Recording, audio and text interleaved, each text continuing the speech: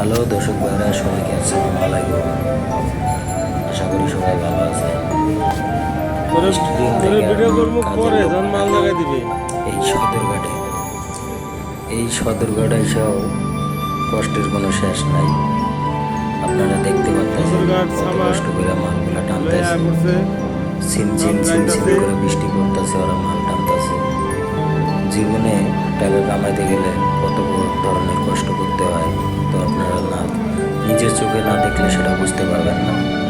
আপনারা দেখতেছেন কত কষ্ট করে, কত মেহনত করে টাকা ইনকাম করা হয়। ওই একটা ব্যাটারি হলো 30 কেজি, দুইটা ব্যাটারি হলো 60 কেজি ওজনের মাল নিয়ে ওরা যানবাহন করতেছে।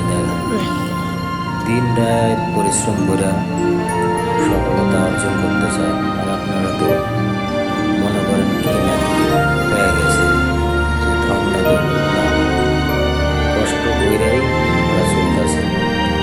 কষ্টের সফলতা কবে যে আসবে তা আমি বলতে পারবো না,